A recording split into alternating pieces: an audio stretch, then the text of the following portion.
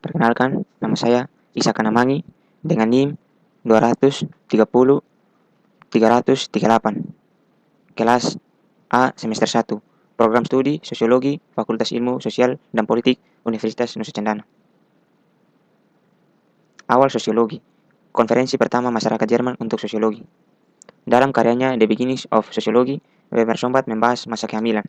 Menurut Sombart, hanya jika tidak ada mutlak, barulah ilmu sosiologi menjadi mungkin. Jadi, bagi Sombart, sosiologi dimulai pada dekade terakhir abad ke-18. Ferdinand Tönnies menerbitkan bukunya yang sangat berpengaruh, yaitu Komunitas dan Masyarakat. Itu seperti yang dikemukakan Joseph Harris, sebuah karya ketidakdewasaan, dewasa sebelum waktunya. Dalam kritik Der Reinen Vernunft atau kritik nalar murni, Immanuel Kant mencoba menjabarkan asal-usul dan batas-batas pengetahuan, kemampuan pikiran, kepekaan, dan pemahaman. Kedua formal atau murni, yang berarti bahwa pengetahuan yang ada diperoleh sebelum mengalami pengalaman. Menurut Kant, apa yang diberikan kepada kita hanyalah permainan. Cara kerja pikiran memaksakan keteraturan, dan keteraturan yaitu pengalaman. Ricket berusaha menunjukkan bagaimana ilmu alam mengembangkan hukum umum, sedangkan ilmu sejarah perlu mengembangkan metode untuk kemungkinan pengetahuan tentang sejarah dan budaya. Trolls juga merupakan kontributor untuk jurnal penting sangat berpengaruh, atau arsip ilmu sosial dan sosial politik, yang diedit oleh Max Weber. Werner Sombart dan Edgar Jeffy merupakan pengambil alih jabatan editor pada tahun 1904 dan memprioritaskan hanya menerbitkan karya ilmiah non-partisan. Weber menerbitkan Etika Protestan dan Semangat Kapitalisme dalam jumlah 2 angsuran pada tahun 1904 dan 1905. Dan dia mengatur penerbitan ajaran sosial gereja Kristen yang muncul dalam angsuran 1908 dan 1910. Sombertoni dan Robert Michels menerbitkan sejumlah artikel di arsip. Sombart mendapatkan nama untuk dirinya sendiri dengan penelitian tentang asal-usul kapitalisme modern. Tetapi, sebagian besar karyanya juga berhubungan dengan masalah sosial. Buku Sombart diikuti pada berikutnya oleh Der Streik atau The Strike. Edward Bernstein, bagi Bernstein ini adalah masalah perang. Lebih khusus lagi, ini adalah masalah revolusi. Itulah fokus kontribusi Gustav Launder pada tahun 1907 dengan nama yang sama. Dalam di Religion, Simmel berpendapat bahwa meskipun mungkin ada persamaan di hadapan Tuhan, perbedaan dalam kepentingan tujuan dan dorongan membantu menentukan berbagai interaksi sosial. Preferensi Tony untuk Gemeinschaft tidak membutakan pada keniscayaan Gesellschaft, dan dia mendedikasikan sebagai besar kehidupannya untuk mendirikan ilmu masyarakat yang independen dan terhormat secara akademis sosiologis. 5 pembicara utama: Simmel, Tönnies, Weber, Sombart, Trolls. Hubungan antara Simmel, Tönnies, Weber, Sombart, dan Trolls sangat menarik dari berbagai sumber, termasuk buku, artikel, surat. Kami mengetahui bahwa hubungan mereka seringkali rumit. Kadang-kadang mereka sepakat memperluas pengetahuan sosiologi dan menunjukkan bahwa fokusnya adalah pada fakta dan bukan pada nilai. Ferdinand Tönnies lahir pada 26 Juli 1855 di daerah pedesaan di luar Husum, di Holstein. Dia menjadi mahasiswa Jerman. Ia kuliah di sejumlah universitas. Ia belajar di Jena, Leipzig, Bonn, dan Berlin sebelum menetap di Tübingen. Di sana, ia melanjutkan studi filosofis yang dimulai di Berlin dengan Neo-Kantian Temama. Franz Pauls, dia menerima gelar doktor dalam bidang filsafat, sebenarnya filologi Yunani. Pada tahun 1877, salah satu minat filosofis awal Tönnies adalah Nietzsche. Minat filosofi utama Tönnies lainnya adalah Thomas Hobbes. Peneliti menghasilkan Hobbes Leben und Lehre atau Hobbes Life and Teaching yang diterbitkan pada tahun 1896, berkonsentrasi pada filsafat sosial dan sosialis. George Simmel mengalami kesulitan akademis. Simmel dibesarkan di kota kosmopolitan Berlin. Ia lahir di sana tanggal 1 Maret 1858 dan menerima gelar doktori di bidang filsafat dari Universitas Berlin pada 1881. Disertainya tentang ilmu Kant diikuti oleh sejumlah karya pendek tentang psikologi pada tahun 1892. Simmel menerbitkan 2 karya besar, The Problem of Philosophy of History dan Pengantar Ilmu Moral. Seperti Tönnies, Simmel memiliki sedikit keberuntungan untuk dipromosi menjadi guru besar reguler, dan dia juga takut bahwa dia akan menjadi dosen tanpa gaji. Seperti yang dikatakan Jung, dilihat dari luar kehidupan akademis, Simmel adalah bencana. Ia tidak menghentikan Simmel untuk menerbitkan sejumlah besar karyanya. Ini termasuk edisi sepenuhnya direvisi dari The Promender Gestis Philosophy dan The Philosophy of Money 1900, Ken 1904, dan sejumlah buku yang lebih pendek. Simmel sering dan dengan tepat dianggap sebagai salah satu pendiri utama sosiologi Jerman klasik. Beberapa sosiologi menganggap dia terlalu filosofis. Simmel gagal mendapatkan jabatan profesor penuh, meskipun ada upaya membantunya dengan tokoh-tokoh terkemuka seperti Weber. Alasan beragam: minat ilmiahnya yang tidak standar, gayanya yang tidak biasa dan menarik, pendengarnya yang sering perempuan. Hanya dengan dimulai Perang Dunia Pertama, Simmel memberi janji ke Stroubo hanya untuk menentukan bahwa perang itu membatasi sebagian besar pekerjaan universitas. Dia meninggal karena kanker pada 26 September 1918. Wemer Sombart seperti yang ditunjukkan Wemer Jung. Sedikit yang diketahui tentang biografi eksternal Simmel Jung 1911, bahwa lebih sedikit yang diketahui tentang Wemer Sombart. Ia lahir di Emsheblen, dekat pegunungan Harz, pada 19 Januari 1863. Seperti Tonis, simpati pribadi awal Sombart dengan kaum sosialis dan minat pada gerakan sosialis menghambat karya akademisnya. Buku tentang sosialisme yang pertama kali muncul pada tahun 1896 dan prolestarinya dianggap berorientasi sosial. Tetapi Der Modern Kapitalisme miliknya yang pertama kali diterbitkan pada tahun 1902 tidak.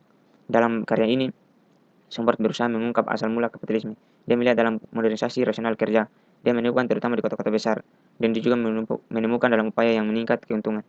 Ketertarikan Sombart pada asal-usul kapitalisme dan menekan rasional menghubungkan buku ini dengan karya Weber yang lebih terkenal dengan asal mula kapitalisme. Pada tahun 1911, Sombart menerbitkan Orang Yahudi dan Kehidupan Ekonomi, yang mempermasalahkan kepercayaan Weber tentang asal mula kapitalisme di Protestanisme awal. Sebaliknya, mempermasalahkan kepercayaan Weber tentang asal mula kapitalisme di Protestanisme awal. Sebaliknya, mengklaim bahwa asalnya ditemukan pada orang Yahudi. Dalam Luxus dan Kapitalisme atau Kemewahan Kapitalisme, Sombart melihat asal mula kapitalisme pada keinginan awal untuk kemewahan dan bersikeras bahwa perempuan bertanggung jawab atas keinginan tersebut. Namun dalam Krieg, Kapitalisme atau Perang dan Kapitalisme, ia menyalahkan kebangkitan kapitalisme atas kebutuhan untuk melengkapi tentara, pengembangan senjata, dan pembangunan kapal.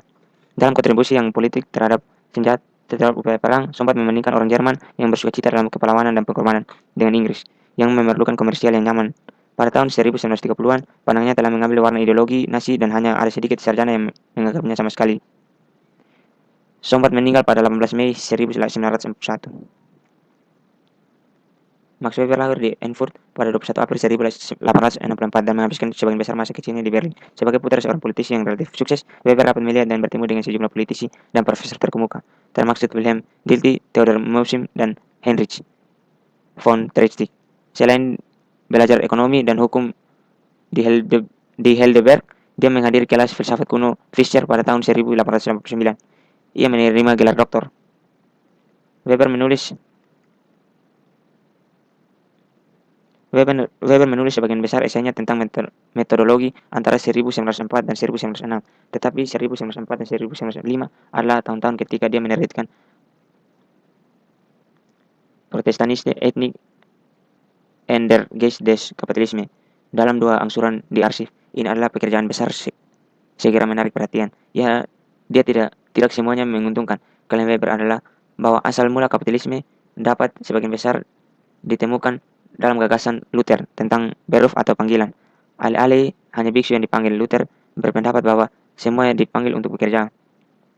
Beberapa sarjana berpendapat bahwa Weber adalah orang luar, bahwa dia adalah calon politisi yang gagal, bahwa gagasan tentang kepemimpinan mengarah pada prinsip-prinsip. Tentu ideologi Nazi ini bukan tempatnya untuk mempermasalahkan klaim ini. Apa yang terbantahkan adalah bahwa Weber memiliki kepribadian yang kuat dan kecerdasan yang tajam dan luas. Meskipun tidak mendirikan sekolah, pengaruhnya sangat besar. Weber meninggal di Munich pada 14 Juni 1920 pada usia 56 tahun.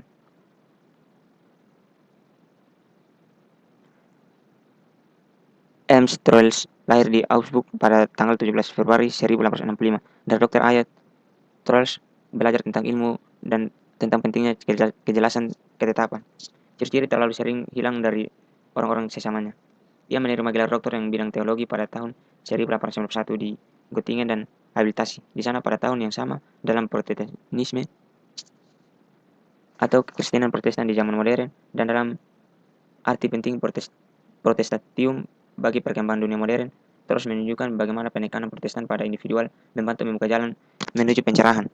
Dan dengan demikian untuk modernitas perhatian terus dengan menekan pencerahan pada nalar juga terlihat dalam karyanya tentang Leibniz dan Kant. Hal ini terbukti dalam The History in Kant's Philosophy of Religion yang diterbitkan di Kent Studien pada tahun 1904. Pada 1908, kepentingan teologi terus menjadi historis, serta sosiologi pada tahun itu mulai menerbitkan bagian-bagian dari Die Sozialischer der Christlichen Kirchen yang besar di arsip. Terus menerbitkan angsuran sampai tahun 1910. Setelah itu ia menyelesaikan pekerjaan dan menerbitkan secara keseluruhan pada tahun 1912. Pengantar pengajar sosial gereja Kristen meminimalkan penekanan terus pada berbagai ajaran. Dia mendominasikan bahwa tidak ada doktrin atau dogma tunggal yang dijalankan dalam kekristenan. Sebaliknya yang berbeda mendominasi pada waktu yang berbeda bahwa ini mewakili kebutuhan keinginan kelompok orang percaya berbeda. Untuk tujuan ini, ia mewakili kebutuhan keinginan kelompok yang percaya berbeda. Untuk tujuan ini juga mengelis perbedaan antara gereja awal dan gereja institusional atau Katolik dan antara gereja Protestan lama dan gereja Protestan baru. Selain itu, terus dibangun di atas perbedaan Weber antara gereja dan sekte untuk menyelidiki individual radikal kepercayaan mistis ekstrim dunia lain. Pada tahun 1908, studi tentang interaksi sosial atau sosiologi mulai mendapat lebih banyak perhatian dan lebih banyak praktisi menginginkan penghargaan yang lebih besar diberikan padanya.